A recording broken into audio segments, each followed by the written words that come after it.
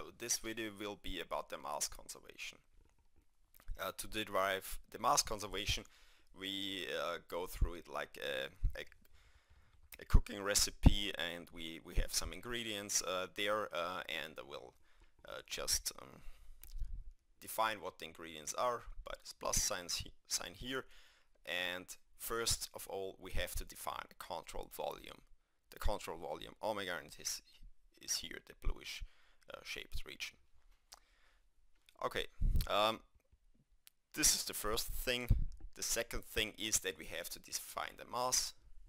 The mass of a volume or material point is defined by the integral of the mass density. So the mass density is a fluid property, and the integral of it will then be the mass, and this is calculated by this formula. And here you already see where it goes.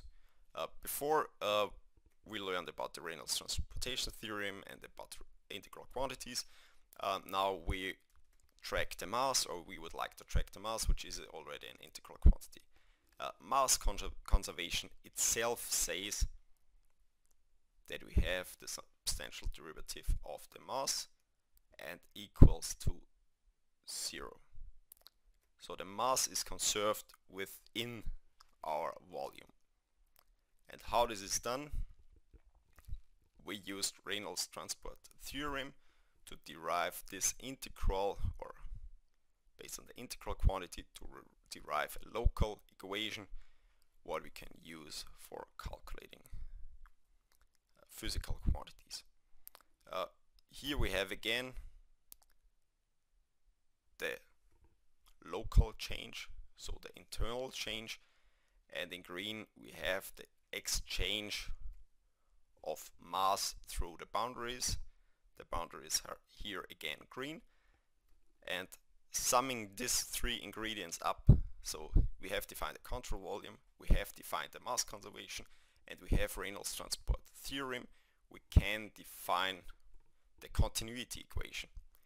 The continuity equation means that we have a local representation of mass conservation, which holds for arbitrary volumes, and why it holds for arbitrary volumes, then the integrand, so the expression inside the integral must be 0 or fulfilled, and that's basically the continuity equation, which says, as a conclusion for the compressible fluid, it looks like this, that mass is conserved if the local change, so the partial change in the density, is compensated by this divergence expression here.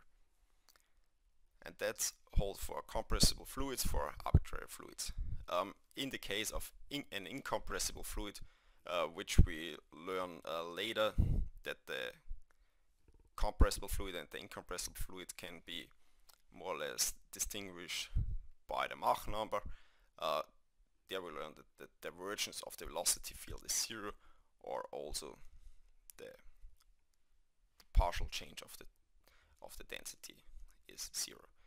And this is how we started with the mass conservation, and then we ended up at the continuity equation, which can be used for deriving the wave equation, for using it when calculate fluid fields for compressible fluids, and also for incompressible fluids during computational fluid dynamics.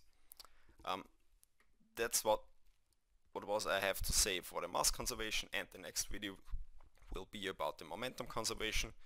There we also go through the three cooking recipe steps and define all the quantities, and then we are happy to arrive at the momentum equation. See you at the next video. Thank you.